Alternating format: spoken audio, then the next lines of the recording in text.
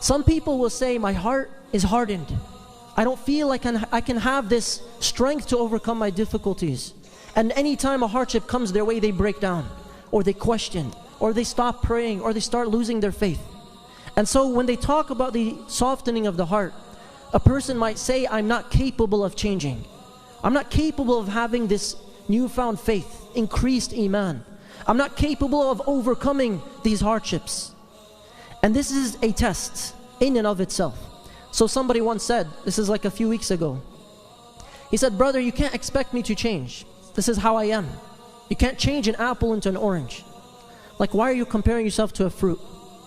When you think about a human being and their personalities and how abstract you are, the refutation for this concept of I'm born this way, which is throughout society now, born this way, the scholars over 1,000 years ago already responded to this. So one of these scholars famously said, some humans claim they cannot change. He said, look at the animals. You can take a bear and you can tame it. You can take a bird and you can train it. You can take a dog and train it to become a guide dog or a guard dog or a supporter or a friend. If you can train an animal and animals can change, then a human being with their great intellect and their status above the rest of the creation is also able to change. And this is merely an excuse that people have. The second thing you have to realize if you want to change is you have to be willing to take the medicine. Anytime somebody says, I want to do this, but they're starting with the excuses immediately. If you want to become better, you want to become stronger, you want to increase in your faith, you can always take that next step forward. But you have to be willing to put in the effort. Because you're not going to wake up one day and suddenly have an increased amount of faith. Something has to change with your actual actions. And number three, if you're trying to increase and improve, and you're trying to overcome your hardships, and you're trying to reconnect to Allah subhanahu wa ta'ala, remember that you cannot please everyone around you.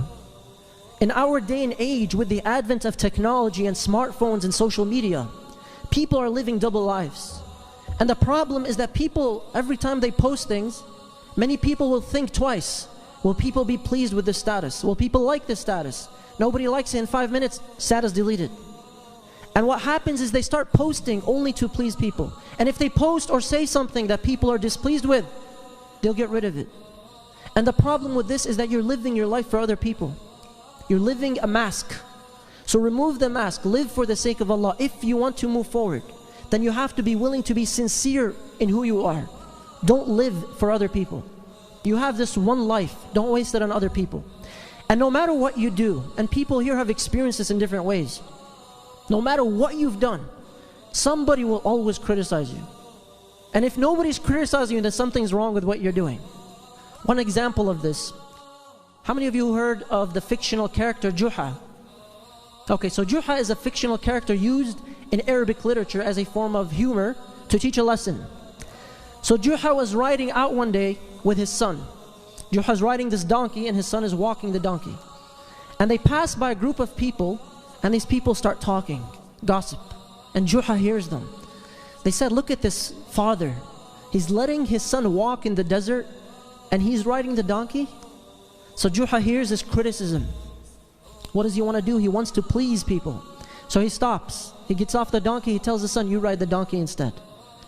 They pass by a second group of people, and these people are talking. Look at this horrible son. His father is walking and he's riding the donkey. What kind of son does that? And they start gossiping. And Juha hears this. He wants to please these people. So what does he say? He says, let's both ride the donkey. Maybe people will stop talking about us. They're both riding the donkey. And what happens? They pass by a third group of people, and these people are like, look at these horrible human beings. They're both riding this poor animal, this weak animal. And they're talking. And Juha's upset. Why are people still displeased with me? So he stops after a while, and they both get off the donkey. He says, let's both walk. They walk by a group of people, and these people are like, look at these fools. They have a donkey and neither one of them is riding. People will always talk and criticize. So what does Juha say? He tells his son, let's carry the donkey. They carry the donkey, they pass by a group of people, and they just look at him and laugh. Like, are you guys seriously carrying a donkey in the middle of a desert? And the problem is, when you live your life to only please other people, you're limiting your potential. You're limiting who you really are. You're limiting all the goals and objectives that will actually benefit you in this life and in the next life. and you're masking and limiting the potential you have to reconnect to Allah subhanahu wa ta'ala. Don't live your life for other people. However, always be open to criticism in regards to constructive advice. Always be open to growing. Always be willing to accept something in regards to your shortcomings. Umar ibn Khattab radiallahu anhu said, may Allah subhanahu wa ta'ala have mercy on a person who shows me my flaws. Because you should always want to grow.